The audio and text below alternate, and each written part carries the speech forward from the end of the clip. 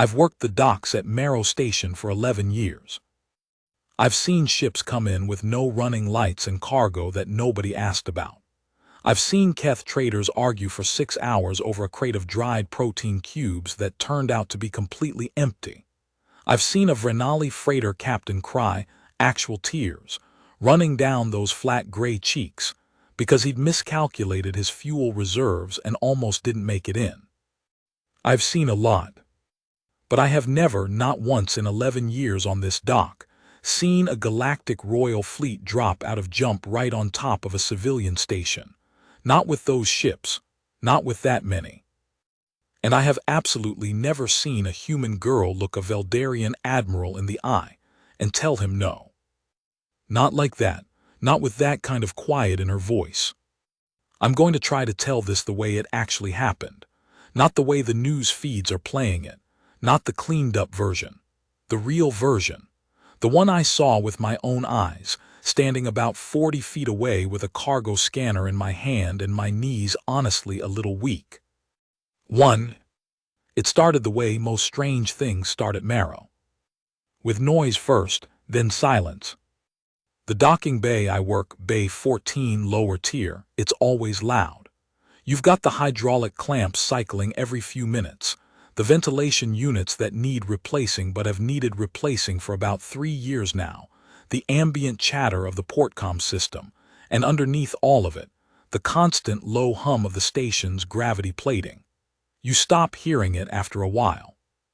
It just becomes the floor that your thoughts sit on. So when it stopped, when all of it went quiet at once, I noticed. Not immediately. It took about 2 seconds. 2 seconds where my brain was trying to figure out what was wrong before it figured out what was missing. And then I realized the comm system had cut out. The hydraulics had paused mid-cycle. Even the ventilation had gone to emergency silent mode, which I didn't know it could do. The only sound was the gravity plating hum, and then even that dropped half a register, like the station itself was holding its breath. I looked up. The viewport above Bay 14 is a curved panel, about 12 meters across, scratched from years of microdebris. Through it, on a normal cycle, you see the dark of space and maybe the running lights of whatever's in the approach lane. What I saw through that viewport was not the dark of space. It was ships. I'm not going to pretend I know exactly how many. I'm not a military analyst. I know what I saw, and what I saw was a wall of vessels dropping out of jump in close formation, close enough that their displacement fields were still overlapping, still shimmering with that particular blue-white interference pattern you only get when ships jump together in tight sequence. They came in staggered, 2 lead ships, then a wide formation behind them, then 2 flanking groups that swept around the station's perimeter like wings, settling into position. Later, the official count was 31 vessels. I can tell you that 31 vessels, when they arrive all at once and position themselves at every approach vector around a civilian supply station, feels like a great deal more than 31. The 2 lead ships were Veldarian Royal Fleet. I know that because anyone who works the outer rim knows what Veldarian ships look like. They're beautiful, genuinely beautiful, the way a blade is beautiful, long and narrow, with those swept stabilizer fins that curve up at the tips, and the hull plating that shifts color depending on angle, blue to silver to something close to white. Expensive. Ancient designs that they've been maintaining for 900 years and refuse to update because the Veldarians consider aesthetic continuity a matter of cultural dignity. The larger of the 2, the command ship, obviously, was enormous, easily 6 times the length of our station's main arm. It had the Royal Fleet crest on its forward section, lit from inside, the kind of lighting that costs more than Marrow's annual maintenance budget. I stood there holding my cargo scanner and I thought, someone is in a lot of trouble. I was right, I just didn't know yet who. 2. The station director's voice came over the emergency channel about 3 minutes after the fleet arrived. His name is Pelhin, a Borathi, heavyset, usually unflappable. I have worked under Pelhin for 6 years, and I have seen him yell exactly once, when a cargo hauler clipped the main docking ring and cost us 2 weeks of repairs. His voice, on the emergency channel, was doing something I'd never heard it do. It was being very, very careful. All station personnel, this is Director Pelhin. Please stand by at your current stations. We are in contact with the visiting fleet. Please do not attempt to approach any external viewports or docking bays. This is a routine. He paused, just for a second, just long enough for everyone listening to understand that whatever was happening was not routine. This is a precautionary advisory. Please remain calm. I remained calm. I stayed right where I was, in Bay 14 with my scanner, and I watched through the viewport as the command ship extended a docking bridge toward our station's diplomatic port. Not Bay 14. The diplomatic port is on the upper tier, 3 levels above me. I couldn't see it directly, but I could see the docking bridge extending from the command ship, silver and clean and precise, and I thought about what kind of delegation walks across a bridge like that. I found out about 40 minutes later, when the whole thing came down to my level. That part I'll get to. First, the girl. Because that's the part nobody's explained properly. All the feeds talk about the fleet, the admiral, the diplomatic incident, the choice she made. But nobody's talked about the fact that she'd been on Marrow for 3 weeks before any of that happened. 3 weeks. Working 2 levels below the diplomatic port in the service section, doing maintenance rotations with a crew of 6. I knew her. Not well, but I knew her the way you know someone you've eaten lunch near a dozen times. You know their coffee order. You know they're quiet in the morning and more talkative in the afternoon. You know they have a habit of reading actual physical paper documents, which is unusual enough that you notice it. You know they have a scar on their left hand, thin and curved, and you've wondered about it but never asked. Her name, the name she gave on her work intake form, was Nell. I did not know, for 3 weeks, that Nell was Princess Ilaria Voss of the Veldarian royal house. I want to be clear, nobody at Marrow knew. She was listed as a maintenance technician from the outer settled zone, no house affiliation, no family designation. She had the right credentials. She did the work. She was, by every account I've heard from the maintenance crew, genuinely good at it, better than good. The crew chief said later that Nell had figured out a fault in our secondary coolant manifold in about 20 minutes that 3 contracted engineers had missed for 2 months. She ate lunch alone, mostly. Sometimes she sat near the viewport in the lower canteen and watched the ships come and go. I thought, when I saw her do that she looked like someone who was deciding something. I was right about that too. I just didn't understand the scale of it. 3. The delegation came down to the lower service levels at approximately the 14th hour of that cycle. I heard them before I saw them. Not because they were loud. Veldarian soldiers are not loud. They move in a particular way, a disciplined, measured way that makes almost no sound, which is why when you do hear them, what you're actually hearing is the equipment. The powered armor, the gravity-stabilized boots that make a soft, rhythmic contact with deck plating that is different from any human footstep. A heavier sound, a more deliberate sound. I was in the maintenance corridor adjacent to Bay 14, doing an inventory check, when I heard that sound coming down the passage from the upper lift. 8 soldiers, full ceremonial armor, not combat but not far from it. The Veldarian ceremonial kit is silver-white with house crest detailing on the chest plates, and they carry honor staffs rather than weapons, but the honor staffs are about 1.4 meters long and made from something that I have been told by someone who would know, can conduct a paralytic charge sufficient to drop a mid-range cargo loader. So, ceremonial. Behind the soldiers, the admiral. I'd seen images of Veldarian admirals before. They tend toward a particular type, tall, formal, wearing rank insignia that takes up most of their upper chest.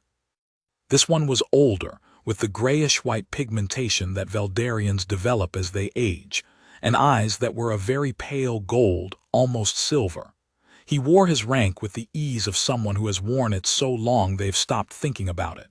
Not arrogance, exactly. More like gravity. The kind of presence that makes a room rearrange itself around you without you having to do anything. His name, I learned later, was Admiral Saver. And Admiral Saver had, apparently, spent the past 6 weeks conducting a search across 14 stations and 9 planetary installations, looking for a missing person. He did not look like a man who had been searching. He looked like a man who had found what he was looking for and was now, very professionally, coming to collect it. They stopped outside the door to the lower maintenance hub. One of the soldiers pressed the access panel. The door opened. And I heard, because I was in the connecting corridor and the acoustic properties of old station infrastructure are not well sealed, I heard what happened next. The sound of work, tools, someone humming, very quietly, an irregular sort of tune that didn't follow any pattern I recognized. Then the hum stopping. A pause. And then Admiral Saver's voice, formal and precise. Your Highness. I should not have done what I did next. I want to be honest about that. I'm on record here and I may as well be accurate. I should have stayed in the maintenance corridor and finished my inventory check and minded my own business.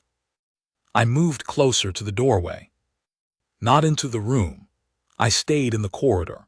But the connecting passage has a utility access point right at the corner, and if you stand at that corner, you can see through the maintenance hub door. It's not something I'm proud of, but I'm also not going to pretend I didn't do it, because everything I'm about to describe depends on you understanding that I saw it directly. The maintenance hub is not an impressive room.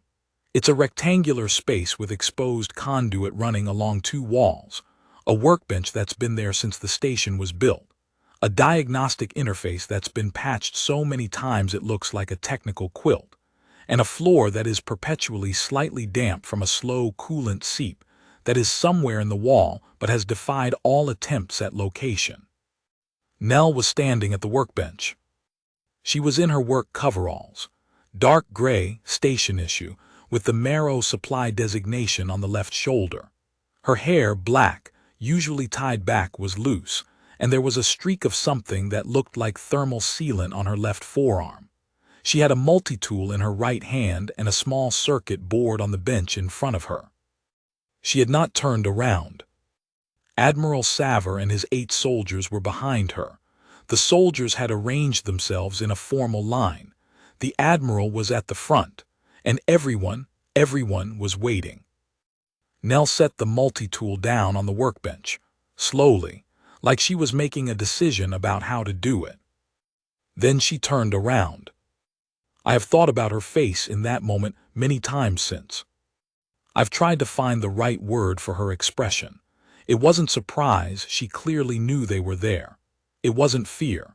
It wasn't even defiance exactly, though there was something in her jaw, a slight tension, that told you she was holding something back. She looked, I think, resigned, but not defeated. Those are different things. She looked at Admiral Saver the way you look at something you've been running from for a while and have now decided to stop running from. Not because you're tired, but because you've made up your mind about what comes next. Saver inclined his head, a deep bow, formal and precise. Your Highness, we have come a considerable distance. Nell said nothing for a moment. I know, she said. I was hoping you'd need a little longer. Her voice was calm. Quiet but not submissive. Saver straightened. The royal house is concerned for your safety, your father. My father sent 31 warships to a civilian supply station. It wasn't a question. Saver paused very briefly. The fleet was a precaution. This sector has. This sector is fine. Nell glanced at the viewport at the far end of the hub, the small one that looks out toward the station's south side. Through it, if you knew where to look, you could see the edge of the fleet's formation. Those ships are frightening people, Admiral. Your Highness's safety. I was safe, she looked back at him. I have been safe. I have been here for 23 days, and nothing has happened to me, except a faulty coolant manifold and a protein bar that was somehow 3 years past its expiration date.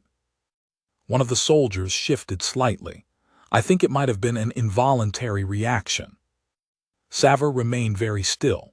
Your Highness, the arrangement was. The arrangement, Nell said, and her voice was still quiet, but it had an edge to it now, a clear, precise edge, like the edge of something that has been very carefully sharpened, was that I would have a year, 1 year, to see what else there was, to understand. She stopped, started again, to be somewhere that nobody knew who I was. 23 days is not a year. No, she said, it isn't. A pause. So why did you come? She asked. 5. I want to stop here and explain something about Admiral Savor, because I've thought about his answer a lot since that day, and I think the context matters. Veldarian society, and I'm simplifying here, I'm a dockworker, not a xenosociologist. Veldarian society is built around the concept of risthai. I don't have a perfect translation. The closest I've gotten from reading and from talking to Veldarian traders over the years is something like the right ordering of things. The right person in the right place doing the right thing at the right time. Risthai isn't about obedience. It's about appropriateness, fitness. The belief that there is a correct shape to the world, and that wise beings act in accordance with it. A Veldarian admiral does not send 31 ships to collect a missing princess because he's following orders. He sends 31 ships because, in his understanding of the universe, the princess belongs in a specific place. Her absence is not just a personal concern. It's a disruption of risthai. It is, in a very genuine sense, a wrongness that needs to be corrected. I didn't fully understand this when I was standing in that corridor. I understand it now. What I understood in the moment was simpler. Admiral Savor was a man who believed, completely and without any apparent doubt, that what he was doing was right. That's a dangerous kind of belief. When you are absolutely certain you are right, you stop listening to information that contradicts you. And Nell, small in her gray coveralls, with thermal sealant on her forearm and a circuit board on the bench behind her, Nell was information that contradicted him. He answered her question. Your Highness, the timing of your return has become a matter of state concern. The succession arrangements. I wasn't consulted about the succession arrangements. Require a formal presence at the Veldarian conclave which convenes in 42 days. Your father is, he paused, and for the first time something in his expression changed. Just slightly. Your father is not well, Your Highness. Nell's jaw tightened. This was clearly not new information, but it was information that hurt still when it was said out loud. How not well, she said. The physicians are, there is uncertainty. Nell turned away from him, faced the workbench. Her hands were flat on the surface, and I could see from my angle that she was breathing deliberately, the kind of breathing you do when you're making something not show. The room was very quiet. I was very aware in that moment of being a human standing in a Veldarian moment. This was not my culture. These were not my people. Everything in this room was older and larger and more formal than anything in my life. And yet I could not look away, because what I was watching was something that doesn't require cultural context to recognize. Someone being asked to give up something that mattered to them, not by cruelty, by love, by duty, by the weight of things they hadn't chosen. I know something about that. Zix. She was quiet for a long time. A minute maybe, possibly longer. Admiral Savor waited. His soldiers waited. The hum of the station systems had resumed, gradually, the way sounds come back after a shock. Then Nell turned around again. She looked at Savor steadily, and she said, I'll come. He inclined his head. Thank you, Your Highness, if you'll gather. I'm not finished. He stopped. I'll come, she said again, but I need 3 days. Savor's expression shifted. Your Highness, the fleet cannot remain at. The fleet doesn't need to remain. Send it home. You, one escort ship, and I'll join you in 3 days. That is, he searched for the word, inadvisable. 3 days, she said. There are 7 ongoing maintenance jobs in this station that I have started and not finished. 3 days to finish them. Then I come with you. The silence that followed this was a particular kind of silence. The kind where someone is recalculating something they thought they had already calculated correctly. Your Highness, Savor said carefully, the maintenance work of a civilian supply station is important. Nell's voice didn't rise, it didn't have to. These people have been good to me. The station is under-resourced. There are 3 safety issues in the lower cooling system that could become serious within the next month if they're not addressed. I know where they are. I know how to fix them. 3 days, Admiral, then I come home. Another pause. And if I decline? Savor asked. Nell looked at him for a long moment. Then you'll have to explain to my father, she said, why you alarmed 2,600 civilian workers, violated a neutral station's approach protocols, and still couldn't manage to convince me to cooperate with you. And you'll have to have that conversation while I'm standing right there. Something happened to Admiral Savor's face. It wasn't defeat. It was something more complicated than defeat. It was the expression of someone who has encountered an argument that they cannot actually refute, and who is experienced enough to recognize that fact when they see it. He said 3 days. And that was the end of it. 7. I stepped back from the corridor access point and stood very still for a moment, holding my cargo scanner. I think I may have been holding my breath. I heard the delegation leaving, the particular rhythm of Veldarian-powered armor on deck plating, and I pressed myself back against the wall, and they passed the end of the corridor without seeing me. 8 soldiers, the Admiral, all of them moving with that quiet military precision back toward the upper lift. I waited until they were gone. Then I walked, very carefully, back down the corridor and into Bay 14, and I sat on an equipment case, and I put the cargo scanner down on the floor next to me. I sat there for probably 4 minutes. Then the door from the maintenance hub opened, and Nell came through it. She was carrying a coolant reclaimer in one hand and a diagnostic tablet in the other. She was heading for the conduit access panel on the far side of Bay 14, which was one of the jobs she'd been working on for the past 2 days. The reclaimer had been pulled from inventory that morning. She walked past me, stopped, turned, looked at me with an expression that I think, in retrospect, contained more than a little amusement. Dara, she said, how long were you standing in that corridor? I considered lying. I decided against it. A while. She nodded, okay. She didn't seem angry or embarrassed or alarmed. She seemed tired maybe, and something else. Something that wasn't quite relief but was in the same neighborhood. The secondary coolant manifold, she said. I want to finish the recalibration today, so the bypass is in place, before I start on the pressure seals tomorrow. I looked at her. This woman who had just told a Veldarian admiral, surrounded by 8 soldiers and 31 ships, to wait 3 days while she finished her maintenance work. Okay, I said. The relay junctions on sea level, she said. Do you have the service log for those? I was going to look at them this afternoon. I can pull them for you. That would help. She continued toward the conduit access panel. I watched her go. Nell, I said. She paused, looked back.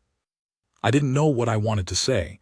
I had about 14 things I could have said, questions mostly.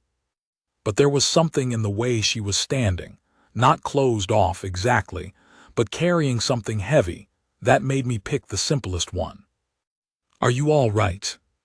She thought about that. For real, actually thought about it, the way people do when they're not going to give you the automatic answer. I will be, she said. I just wanted, she stopped, started again. I wanted to know what it felt like, to be somewhere that I was just a person, just someone who fixed things. She looked down at the coolant reclaimer in her hand. "It turns out it feels really good." "Yeah," I said, "it does." She nodded once, then she went back to work. And I went and pulled the service log for the sea-level relay junctions. 8. The fleet left within the hour. I watched from the viewport in the lower canteen as the 30 ships, they left the command ship and one escort, as Nell had said, powered up and formed their jump formation. It was an extraordinary thing to watch. The precision of it. The way they moved together, enormous and unhurried, like a formation that had been drilling for decades, which it probably had. The jump sequence took about 12 minutes from the moment they began to move. Then there was a shimmer, that blue-white interference pattern, overlapping, gone, and they were. Just space again, the regular dark, a few pieces of navigational debris tumbling in the approach lane. A small cargo hauler on its way in from the Betch relay, its running lights blinking with cheerful indifference to everything that had just happened. The station exhaled. Not literally, of course, but you could feel it in the way people started talking again, the way the comm system came back to full functionality, the way the hydraulics in Bay 14 resumed their regular cycling. Pelhin came on the station-wide channel and said that the situation had been resolved and that operations would return to normal, and he said it in a tone that invited absolutely no further questions. People had questions anyway, of course, but they didn't get many answers that day. The official line, which came from the station's diplomatic office and was clearly written by someone who had gotten it from someone else who had very carefully not explained the whole situation, was that the Veldarian fleet had been conducting a sector sweep and had made a routine stop at Marrow for navigational confirmation. This satisfied no one, but it was what we had, so we worked with it. 9. For the next 3 days, Nell worked. I mean that plainly. She worked. She put in 12-hour shifts, longer some days.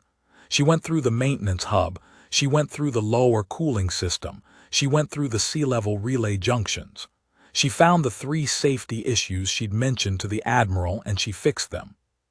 She also found, along the way, a 4th issue she hadn't mentioned, which was a microfracture in one of the structural seals in the lower hull section that would have, within 18 to 24 months, probably caused a significant decompression event. She fixed that too, logged it properly, filed the report. The crew chief, a man named Ondas, who has been running maintenance at Marrow for 15 years and who is not, in my experience, easily impressed, told me on the 2nd day that Nell was the best technician he'd ever had in his section. "She's fast," he said, "but it's not just fast. It's she sees the whole system. Most technicians, they fix what's in front of them. She fixes what's going to be wrong in 6 months." I nodded. "I don't suppose," he said, "there's any chance she wants a permanent position." I thought about the fleet that had just parked itself outside our station. "I think she might be needed somewhere else," I said. On the 3rd day she finished. 10. I was the one who walked her to the diplomatic port. This was not something I had planned. It happened because I happened to be in the corridor at the right time, or the wrong time, depending on how you look at it, and she asked me if I knew the quickest route, and I said yes, and we went. It's a 10-minute walk from the lower service levels to the upper diplomatic port, through passages that get progressively wider and better maintained as you go up. The flooring goes from textured industrial to smooth tile. The lighting goes from functional overhead strips to something more diffuse and pleasant. The walls go from bare conduit and equipment panels to inlaid paneling that someone, years ago, had chosen with actual aesthetic intention. We walked. She had a bag small, not large, the kind of bag a person packs when they know they're going somewhere and they're not planning to bring much back with them. She had her physical paper documents in it. I caught a glimpse of the corner of one as she adjusted the strap. 3 weeks isn't very long, I said, because I wanted to say something and that was what came out.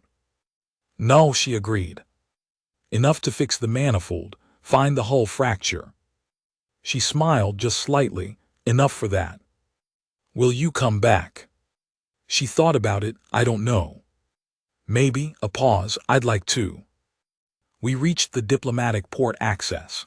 The escort ship was docked there, smaller than the command ship, still impressive, a needle of silver that gleamed against the dark through the port's main viewport.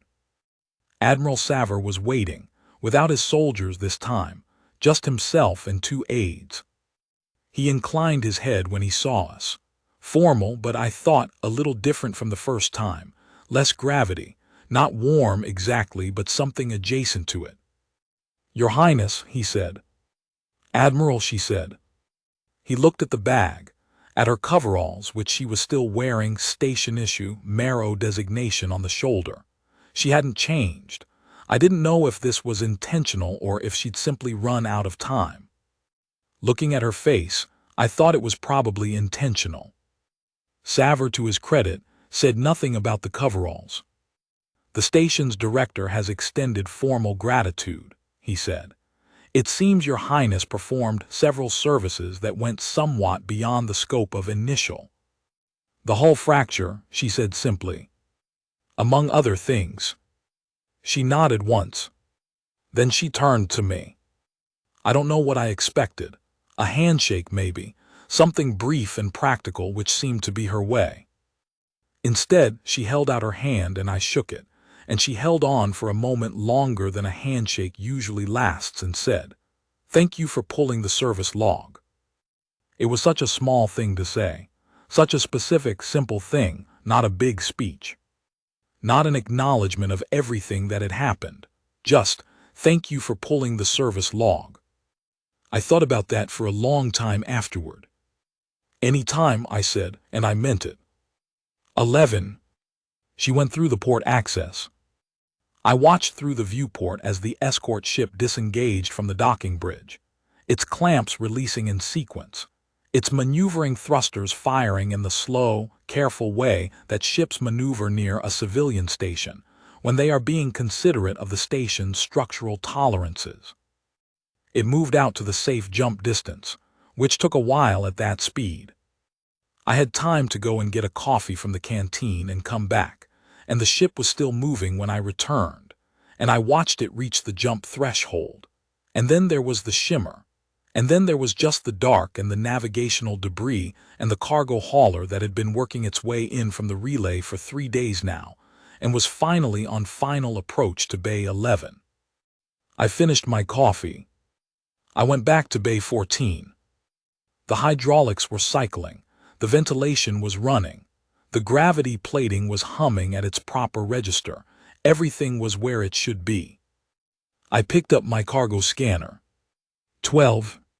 Later, maybe a week later, one of the junior dock workers, a kid named Finn who had been at Marrow about 6 months and was still at the stage of asking questions about everything, found out who Nell had been. I don't know how. Station gossip travels in strange ways. He came and found me in Bay 14 and said, "Is it true, the maintenance tech, the one who left with the fleet?" "Yeah," I said. He was quiet for a moment, processing this. "So she just wanted to fix things. For 3 weeks. When he gestured vaguely at the sky, meaning the fleet, the palace, the dynasty, all of it." "Yeah," I said. "And then they came with 31 ships." 31. "And she told them to wait. 3 days." He was very quiet for a moment. "Why?" he said. "Why would she do that? She could have just, she's a princess. She could have left. She didn't have to stay and fix the manifold." I thought about Anda's saying, "She sees the whole system." I thought about the hull fracture that would have caused a serious decompression event in 18 to 24 months, which nobody had found until Nell did, which would have killed or injured the people who were on this station, going about their ordinary lives, not knowing there was a slow disaster waiting in the wall. I thought about Nell at the workbench, circuit board in front of her, humming that irregular tune. "Because it needed to be done," I said, "and she knew how to do it." Finn thought about this. She's going to be a pretty good ruler, he said finally. I hadn't thought about it in those terms. I thought about it then. Yeah, I said, I think she probably is. 13. I have a copy of the service log I pulled for her, the sea-level relay junctions. It's a standard document. System designations, tolerance readings, fault codes, the maintenance history going back 4 years. Nothing remarkable about it. It's the kind of document that gets filed and forgotten.